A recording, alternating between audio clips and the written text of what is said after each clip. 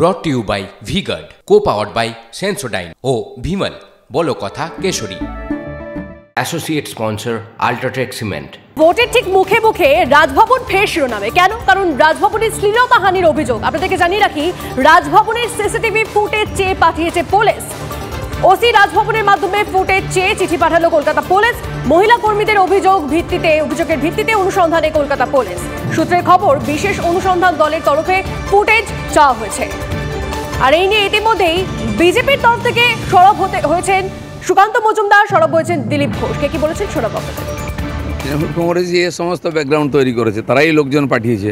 সবাই জানে, আমরাও জানতাম এই লোকেরা গেছে, ওই জন্য এদের অ্যাটিচিউড এরকম। পুরো স্ক্রিপ্ট তৈরি করা ছিল। আর তৃণমূলই চেঁচাচ্ছে, আবার কারো টেনশন নেই, কারণ সবাই জানে এর ভিতরে কে আছে। না, টিএমসি সরকারের যে অপকীর্তি, তার বিরুদ্ধে বললে, ওনার বিরুদ্ধে এখনও তো কেস করতে পারেনি ওরা।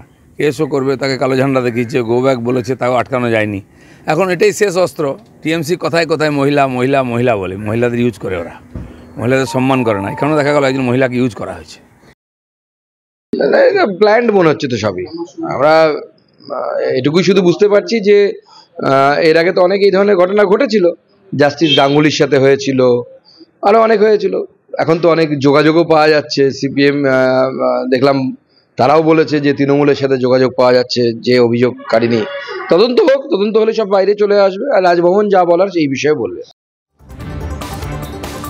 রাজ্যপালের বিরুদ্ধে অভিযোগ, আইন কি বলছে, দেশের সংবিধান কি বলছে, আইন বলছে রাজ্যপালের বিরুদ্ধে কোনো ব্যবস্থা নিতে পারবে না পুলিশ।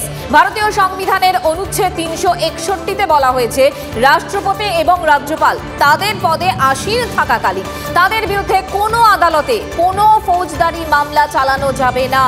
রাষ্ট্রপতি এবং রাজ্যপাল তাদের পদে আসীন থাকাকালীন তাদের গ্রেফতার করার বা কারাবাসের কোনো প্রক্রিয়া কোনো আদালত চালু করতে পারবে না। রাজ্যপাল পদে উত্তর পূর্বের 2 রাজ্যের দায়িত্ব সামলেছেন তথাগত রায়। তার সঙ্গে আমরা কথা বলেছিলাম এই বিষয়ে। তিনি কি বলছেন একটু শুনুন।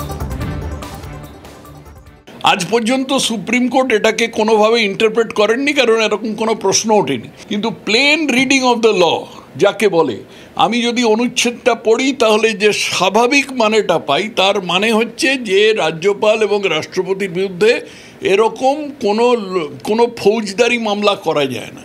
ব্রট to you by V-Guard, co-powered by Sensodyne ও ভিমল বলো কথা কেশরী।